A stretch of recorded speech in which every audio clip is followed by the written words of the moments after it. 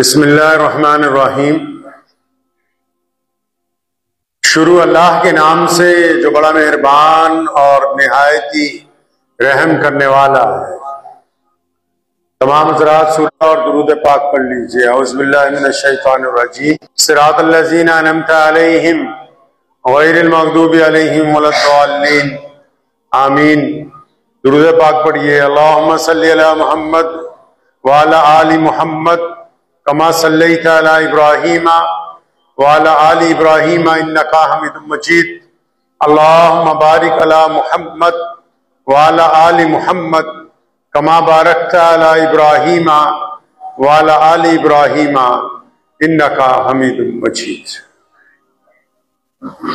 अल्लाह ताला के प्यारे नबी जनाब मोहम्मद सल्लल्लाहु अलैहि वसल्लम मस्जिद नबवी में तशरीफ रखते हैं कि एक सहाबी आए और बड़े परेशान हैं और आके उन्होंने अर्ज की कि या रसूलल्लाह सल्लल्लाहु अलैहि वसल्लम, मेरा एक बेटा है जो गुज़िश्ता कई घंटों से, काफी अरसे से, यानी एक दो दिन से गायब है, मिल नहीं रहा। तो हम दोनों बड़े परेशान हैं मियां बीवी।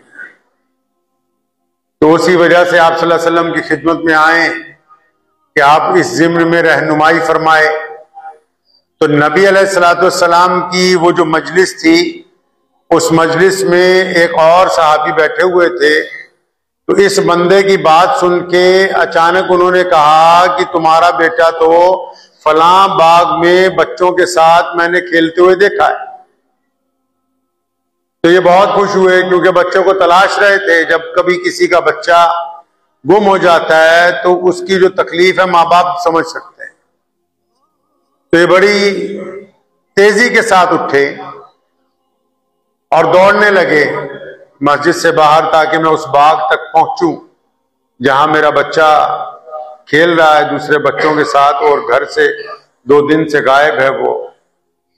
तो हमारे प्यारे नबी हजरत मोहम्मद सल्लल्लाहु अलैहि वसल्लम ने उनको रोका और अपने पास वापस बुलाया। ये जो लम्हा होता है जब किसी का कोई बच्चा या कोई प्यारा, कोई हादसा हो जाए या गुम हो जाए या कोई बात हो जाए, तो उस लम्हे की जो तकलीफ है उसको वही बंदा समझ सकता है जिसके साथ वो गुजर रहा हो। तो नबी अलैहिस्सलाम ने उनको रोका, वापस बुलाया कि मेरे पास आओ।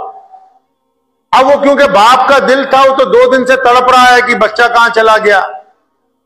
वो तो चाहता है कि जल्दी पहुंच जाऊं, जूते भी ना पहनने पड़े, नंगे पांव ही दौड़ते हुए चले जाऊं। तो नबी अलैहिस्सलाम ने उनको वापस बुलाया। तो आप सल्लल्लाहु अलैहि वसल्लम के पास जब वो वापस आए तो जो बात नबी अलैहिस्सलाम ने उनको समझाई है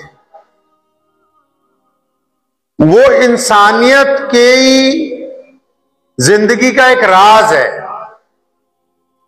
इस मौके पर जो नबी अलैहिस्सलाम ने बात उस बंदे को कही ना, वो जिंदगी जीने का एक तरीका है। आप सल्लल्लाहु अलैहि वसल्लम ने उसे बुलाया और ये तो जाहिर है कि एक बाप अपने बच्चे को मिलने के लिए तड़प रहा है। तो फरमाया ये तो बात ठीक है कि तुम अपने बच्चे को मिलने के लिए तड़प रहे हो, तुम्हारे दिल में बड़ा सोज है, करार है, लेकिन अभी जब आप जाएंगे उस बाग में, उस इलाके में जहां आपका बच्चा खेल रहा है और वो 2 दिन से आपसे दूर है, तो जब आप उसको देख लें, पा लें उसको, तो देखने के बाद आपने उसको ये कह के आवाज नहीं मारनी कि तू मेरे जिगर का टुकड़ा है। ये नहीं कहना हो मेरे प्यारे बेटे तू कहां था 2 दिन से। ऐसे लफ्ज ना इस्तेमाल करना, मेरी मक्खन, मेरी मलाई, मेरा चांद, मेरा ये, मेरा वो, जो मोहब्बत के लफ्ज होते हैं। तो नबी अलैहिस्सलाम उस बंदे को समझा रहे हैं कि ये जितने मोहब्बत के लफ्ज हैं जिनसे शिद्दत और बढ़ती है मोहब्बत की, तो इन लफ्जों का आप इस्तेमाल वहां पर जाते हुए नहीं करें। नहीं यार सल्लल्लाहु अलैहि वसल्लम, वो तो 2 दिन से बच्चा गुम है। जाहिर सी बात है जब कोई अपने बच्चे को मुद्दत के बाद देखेगा तो वो यही कह के उसको गले लगाएगा कि तू मेरी जान का टुकड़ा है, मेरे जिस्म का हिस्सा है, तू मेरा चांद है, तू मेरा मक्खन है। ऐसी बेशुमार बातें वो कहेगा, कोई भी हो। तो नबी अलैहिस्सलाम क्या समझा रहे हैं कि नहीं, आप ऐसे नहीं आवाज देना, आपने जो उसका नाम रखा है ना उसी नाम से उसको बुलाना है। अच्छा या रसूलल्लाह उसी नाम से बुला लेंगे, लेकिन इसमें हिकमत क्या है?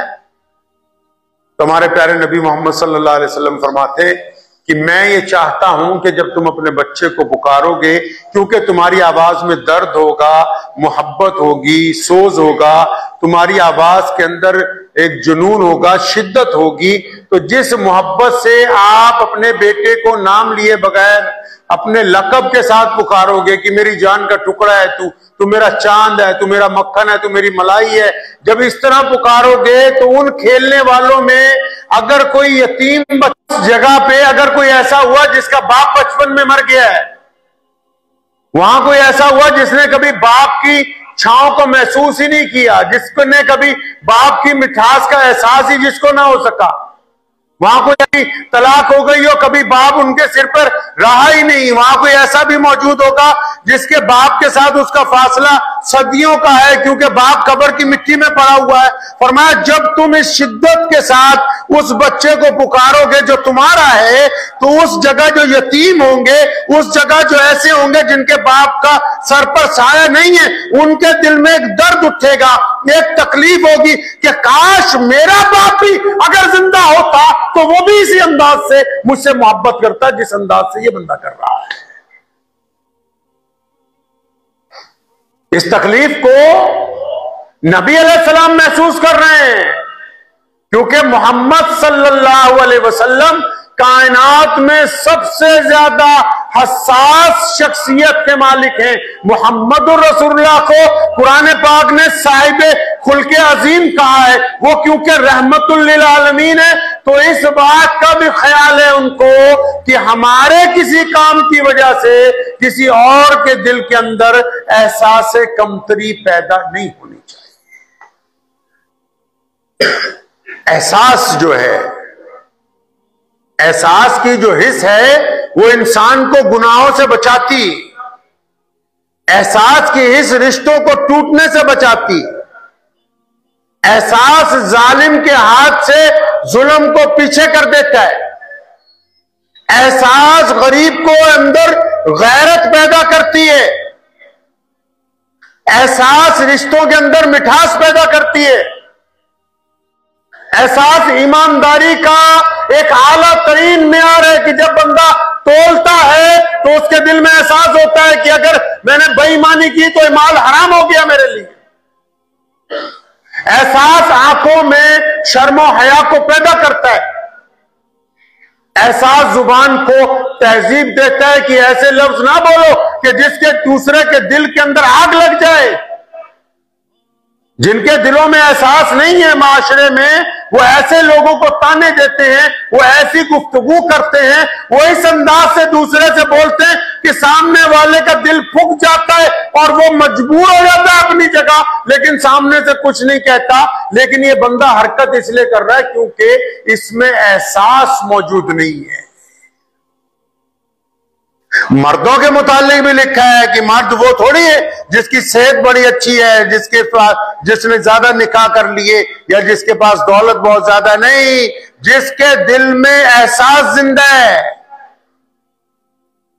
जो दूसरों के जज्बात का एहतराम करना जानता है। लुत्फ ये थोड़ी है कि हमने क्या खाया, लुत्फ ये है कि हम कितना बांट सकें। लुत्फ ये नहीं है कि हमने क्या छीन लिया, लुत्फ ये क्या है कि हमने क्या कुछ अता कर दिया लोगों को। मूसा अलैहिस्सलाम की कौम में बारिश नहीं हो रही, वो अल्लाह ताला से सीधी बातें करते थे, कोहे तूर पर जाते थे, अल्लाह से गुफ्तगू होती थी उनकी, अल्लाह के करीबी नबी हैं, अल्लाह ने उनको कलीमुल्लाह कहा है। तो बारिश नहीं हो रही, अल्लाह ताला से बात की कि अल्लाह बारिश नहीं हो रही, तो हम सब आ रहे हैं तौबा करने के लिए। अब जब तौबा करने के लिए अपनी कौम को इकट्ठा किया कि चलो तुम्हारी माफी तलाफी करवा दूं, तो ऊपर से आवाज आई, मूसा ये जिनको तू लेके आया है ना, ये आप जिन लोगों को लेके आए हैं, इनमें एक ऐसा बंदा है जिससे मैं नाराज हूं, जो मेरा बागी है, जिससे मेरी बनती नहीं, अब मेरा कहना नहीं मानता, अल्लाह की कायम करदा हुदूद को तोड़ता है। ले जाओ इन सबको वापस, कोई दुआ कबूल नहीं होने वाली। या तो उस बंदे को बाहर निकालो मजमे में से, उसको निकालो बाहर यहां से, तब तो तुम्हारी बात होगी। अब मूसा अलैहिस्सलाम ने यह ऐलान कर दिया भाई कि भाई तुम में ऐसा जो उनसा है, पता ही होता है सबको, मैं और आप हम सबको पता है कि हम कितने गुनहगार हैं, और इस बात का हमें अंदाजा नहीं कि अल्लाह की रहमतें हम पर किस हद तक हैं, किस हद तक हैं अल्लाह की रहमतें हम पर। मैंने अपने वालिद शेर इस्लाम मौलाना हबीबुर रहमान लुधियानवी रहमतुल्लाह अलैह से ये बात सीखी। अक्सर अपने दोस्तों को, अपने दफ्तर के लोगों को, मैं अक्सर लोग मुझे कह देते फलां लोग आए ये मुस्तहिक नहीं है, तो हम भी तो मुस्तहिक नहीं है बहुत सारी चीजों के जो अल्लाह ने हमको अता कर रखी हैं। हम जो दूसरे को बांटते हुए ये सोचने लगते हैं कि ये मुस्तहिक है या नहीं है, मियार पे अगर आएंगे तो हम भी तो बहुत सारी चीजों के मुस्तहिक नहीं है जो अल्लाह ने हमें दे दी। अगर हम अपने कारनामों को देखें तो अच्छी सेहत के मुस्तहिक नहीं है, अगर अपनी नीयतों को देखें तो ज्यादा माल के मुस्तहिक नहीं है, अगर अपनी निगाह को देखें तो बेहतरीन रिहाइश के मुस्तहिक नहीं है। अल्लाह ताला ने हमारी हजारों कोताहियों को पसे पुष्ट डाल के उसके बावजूद इंसानों को उनके मियार से ज्यादा दे रखा है। तो फिर जिनको मिला ही उनकी औकात से ज्यादा हो, वो देते वक्त दूसरों की तय करने लगे भी इसकी औकात है कि नहीं है। मूसा अलैहिस्सलाम ने ऐलान कर दिया भाई तुम में से जो खराब है बाहर निकलो जल्दी। अब सबको पता है कौन कितना खराब है, हम सब बैठे हैं यहां, सबको पता है कौन कितना खराब है। लेकिन जो उस मजमे में बंदा खराब था, जिसको पता था कि मेरी अल्लाह से आज तक बातचीत ठीक नहीं हुई, मेरे कारनामे गलत हैं, तो वहां बैठे बैठे उसके दिल में एहसास पैदा हुआ कि या अल्लाह आप तो बड़े करीम हैं। तो बंदे के दिल में बैठे बैठे एहसास पैदा हो गया कि अल्लाह मैं गुनहगार बंदा हूं, तू बड़ा करीम है, मैं तो बहुत गिरा हुआ बंदा हूं, तू बड़ा शफीक है, मेरे गुनाहों की तो कोई मिकदार नहीं है, लेकिन तेरी रहमत का तो कोई अंदाजा नहीं, कोई अंदाजा नहीं तेरी रहमत का। अब उस बंदे के दिल में एहसास पैदा हो गया, वो लोगों में बैठा हुआ एहसास है नदामत के साथ, शर्मिंदा है, आंखें झुकी हुई हैं, सर झुका हुआ है, लोगों को थोड़ी पता है कि इसका क्या मामला है, लेकिन उसके दिल में एहसास पैदा हो गया।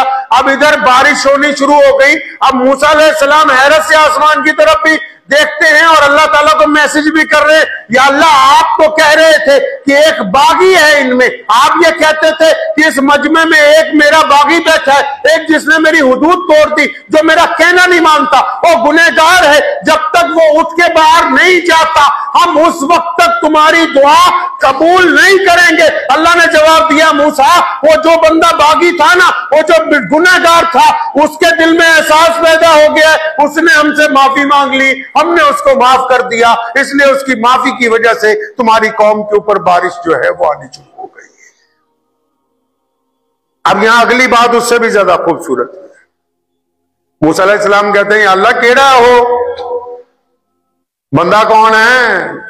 हर इंसान को शौक होता है ना पूछने का भी केड़ा बंदा हो जेदी वजह नाले काम होया, बारिश रुक गई, कौन है?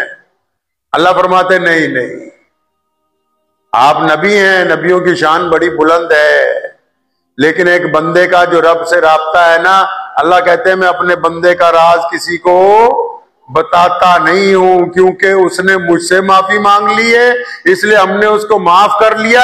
अब उसकी इज्जत वकार इसी तरह कायम रहेगा, उसका नाम हम आपको बता नहीं सकते, क्योंकि वो माफी मांग के अल्लाह के करीबी बंदों के अंदर शामिल हो गया है। हमारा मसला क्या है माशरे में?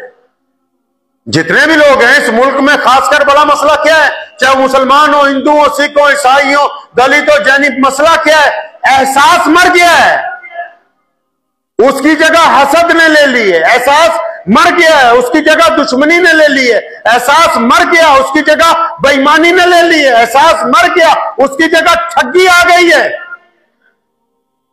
एहसास मर गया, उसकी जगह जुल्म आ गया। हमको पता है कि फला बंदा बेकसूर है, खासकर वो लोग सुने जो यूट्यूब चलाते, फेसबुक चलाते, जो सारा दिन डुप्लीकेट वीडियो बनाते, सारा दिन डुप्लीकेट कंटेंट बनाते। एहसास मर गया, क्योंकि टारगेट हराम की दौलत कमाना है, इसलिए एहसास मर गया है। बस किसी की बहन बेटी की तस्वीर कहीं से उठाई, उसको कहीं पे और चिपकाया, किसी खबर के लात बाजू इधर से उठाए, उसको किसी और के सर के साथ चिपकाया, बस सुबह से लेकर शाम तक। क्योंकि एहसास कायम नहीं है, एहसास की जगह हसद है, एहसास की जगह दुश्मनी है कि हमने फलां को बदनाम करना है, हमने फलां को नीचा दिखाना है, हमने फलां को बर्बाद करना है। इसलिए क्योंकि एहसास मर गया है, अब जानवरों में और मरे हुए एहसास के लोगों में कोई ज्यादा फर्क नहीं है, वरना जानवर भी अपने अंदर एहसास रखते हैं। आजकल का इंसान उनसे भी मेयार के अंदर नीचे जा रहा है।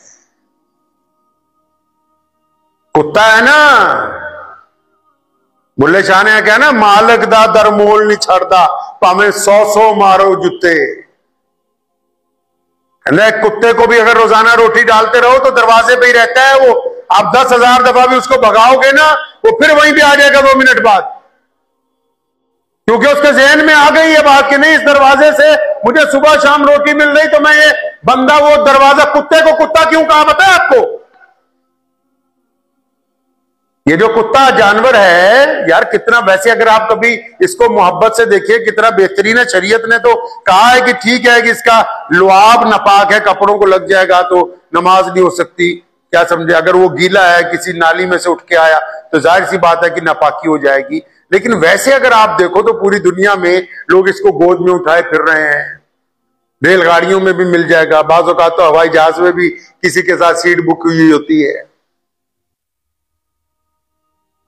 ये इतना मेयार हासिल कर लिया।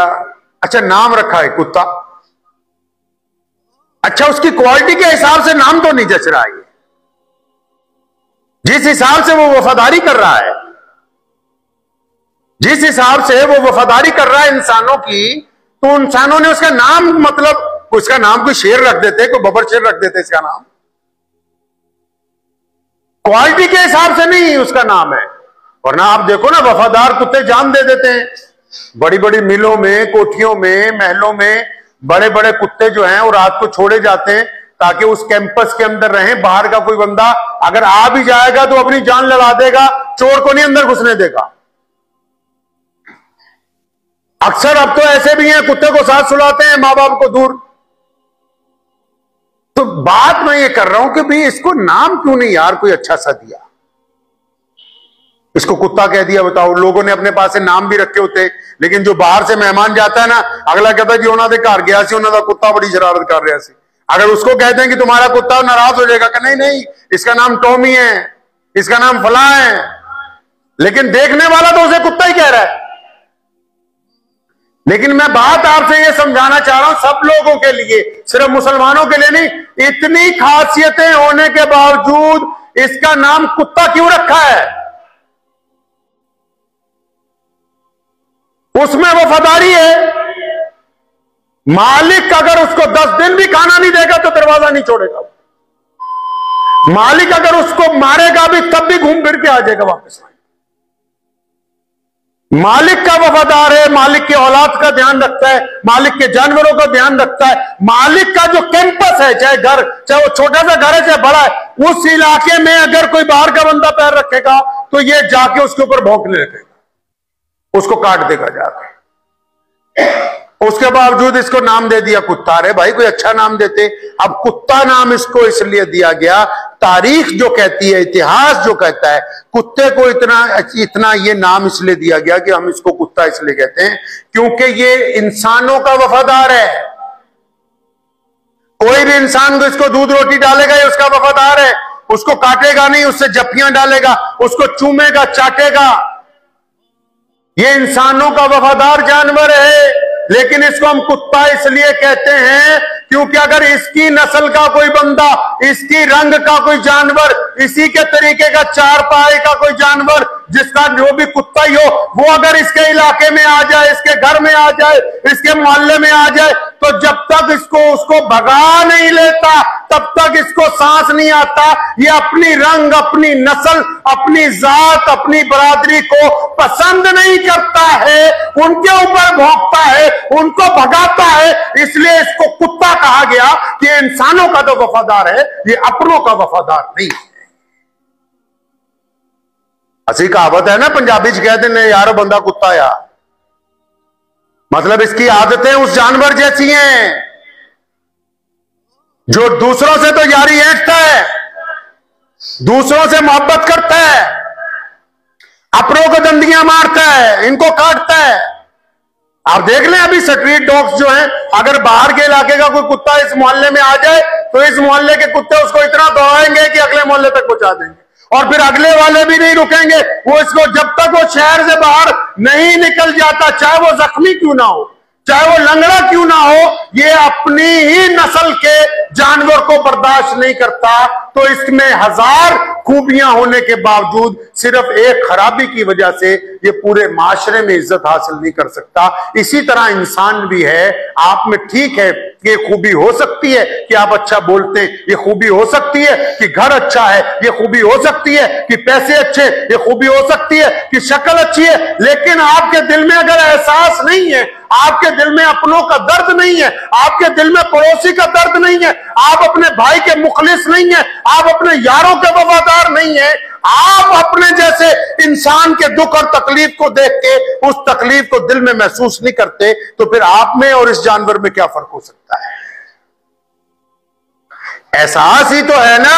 हम गुनाह कर ले और अगर एहसास पैदा हो जाए तो अल्लाह फरमाता है कि मैं माफ करने के लिए तैयार हूं, क्योंकि मेरे बंदे के दिल में एहसास है कि मेरा कोई रब है और मैं अपने रब को राजी करना चाहता हूं, अपने रब से माफी मांगता हूं। अल्लाह ताला एहसास वाले बंदे को माफ करने के लिए तैयार है। अब जिनके दिल में एहसास नहीं है वो जालिम बन गए, जिनके दिल में एहसास नहीं है वो चोर बन गए, जिनके दिल में एहसास नहीं वो डाकू बन गए, जिनके दिल में एहसास नहीं है वो झूठ बोलने वाले बन गए, क्योंकि एहसास मर गया है। अब आप फिर जिंदा चलती फिरती लाश हो। अगर आपके अंदर एहसास होता तो आप एक अच्छे इंसान बन सकते हैं। एहसास पैदा कीजिए अपने दिल में, दूसरे की तकलीफ को महसूस कीजिए, अपने गुनाहों को महसूस कीजिए, अपनों के हक को महसूस कीजिए। अगर आप में एहसास ही नहीं है, लगे हुए हैं झूठ बोलने कि फलां बंदा हमारी बरादरी का ये फंस ना जाए तो इसी के हक में झूठ बोल रहे हैं, एहसास मर गया क्योंकि हम जालिम हैं। मोहम्मदुर रसूलुल्लाह सल्लल्लाहु अलैहि वसल्लम कदम कदम पर एहसास की बात करते हैं, हत्ता कि जब इस दुनिया से पर्दा फरमाने लगे प्यारे पैगंबर कहिए सल्लल्लाहु, जोर से सल्लल्लाहु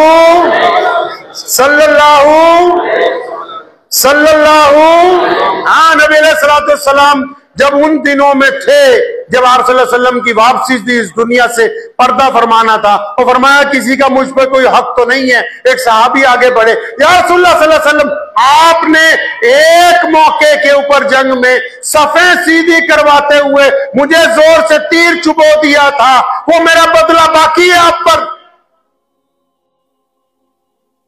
आप सल्लल्लाहु अलैहि वसल्लम कायनात के लिए रहमतुल लिल आलमीन है और वो भी सहाबी है सामने, फरमाया मैं बदला देने के लिए तैयार हूं। सारे सहाबा कांप गए, अबू बकर सिद्दीक रज़ियल्लाहु तआला अन्हु, उमर बिन खत्ताब रज़ियल्लाहु तआला अन्हु, मौला अली करमुल्लाह वजह रज़ियल्लाहु तआला अन्हु, फातिमा ज़हरा रज़ियल्लाहु तआला अन्हा वहां मौजूद हैं, और उस्मान ज़ुन्नूरैन रज़ियल्लाहु तआला अन्हु मौजूद हैं। बड़े बड़े सहाबा की ये कैसी बातें कर रहा है, मोहम्मद रसूलुल्लाह सल्लल्लाहु अलैहि वसल्लम को शिद्दत से बुखार है।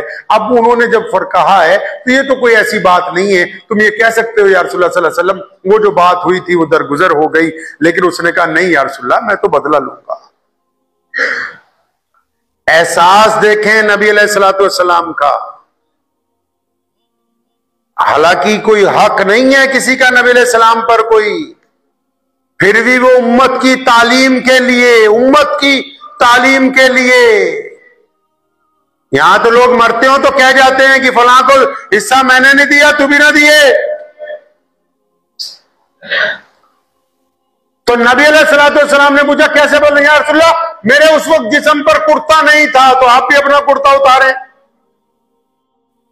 साहबा फरमाते हम दम खुद बखुद थे भी क्या हो रहा है, आप सल्लल्लाहु अलैहि वसल्लम को शिद्दत से बुखार है, तो आप सल्लल्लाहु अलैहि वसल्लम ने कुर्ता मुबारक उतारा। सब हैरान है कि भाई ये बदला लेने की बात करता है। तो साहबी तेजी से आगे बढ़े और नबी अलैहिस्सलाम के जिस्म अतहर को उन्होंने बोसा दिया। फरमाया या रसूलल्लाह आप सल्लल्लाहु अलैहि वसल्लम तो किसी के साथ कभी कोई ऐसा बात नहीं हो सकती। तो मेरे दिल में एक बात आई कि नबी अलैहिस्सलाम पर्दा फरमाने वाले हैं, जाते जाते अगर मैं जिस्म अतहर का बोसा ले लूं तो यही मेरे लिए बड़ी बात हो।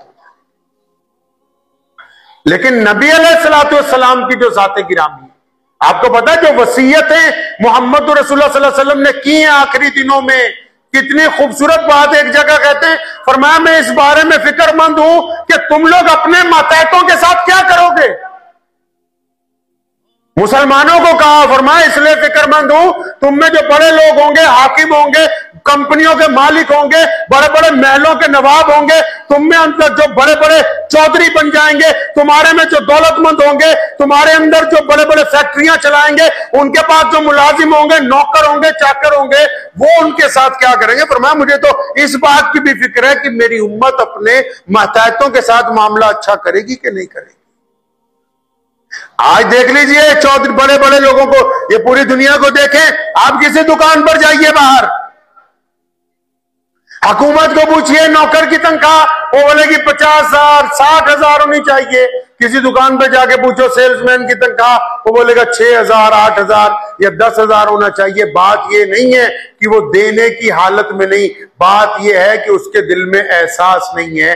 वो सोचता है कि जितना गरीब का हक मार ले उतना ही बेहतर है, ज्यादा इसको देंगे तो फिर इसका मतलब हमारा ही ना नुकसान हो जाए। इसलिए क्योंकि दिल में एहसास मरा हुआ है, इसलिए हम दूसरे का हक अदा करते हुए भी डर रहे हैं। एहसास जब बेदार होगा तो आप साथ साथ में चलेंगे। एहसास की बेदारी आपको दूसरे के हकूक की पासदारी सिखाएगी। एहसास जो है वो मां बाप की इताअत सिखाता है। एहसास अपने बाप से मोहब्बत सिखाता है। एहसास मां का कहना मानना सिखाता है। एहसास भाइयों के ताल्लुक को मजबूत करता है। एहसास दोस्तों को वफादार बनाता है। एहसास गरीब की मदद करने के लिए आपको कमरबस्त करता है। अगर आपका दिल है ही मुर्दा कि कोई मर रहा है तो मुझे कोई फर्क नहीं, कोई जी रहा है तो मुझे कोई फर्क नहीं, कोई भूखा है तो तब भी मुझे कोई फर्क पड़ने वाला नहीं है, मुझे सिर्फ अपना देखना है कि मैं सही तरह कमाऊं, सही तरह खाऊं, सही तरह सो जाऊं, तो बस आप फिर एक चलती फिरती जिंदा लाश हैं। अगर आपको अपने कुर्बो जवार के लोगों का, करीबी लोगों का एहसास नहीं है, या फिर गुनाह करने के बाद भी आपको एहसास नहीं होता कि मुझसे गलती हो गई है और आपका दिल मुर्दा हो गया है, तो अफसोस कीजिए उस दिल के जनाजे पर। अगर आपका दिल मुर्दा है गुनाह करने के बाद भी, दूसरे का हक खाने के बाद भी अगर आप बेचैन नहीं होते, तो इस मुर्दा दिल की फातिहा करवाइए। अफसोस कीजिए इस मुर्दा दिल के ऊपर कि जिसने आपका एहसास कत्ल कर दिया, जिसने ये भी ना जिंदा रहने दिया कि तुम अच्छा कर रहे हो कि नहीं, तुम बुरा कर रहे हो कि नहीं। अगर आपका दिल, एहसास ये है कि अगर आपका दिल आपको ये कहता है कि तू गलत कर रहा है, तो खुशी मनाइए कि आपका दिल जिंदा है और वो आपको बता रहा है कि तू बेटा गलत जा रहा है।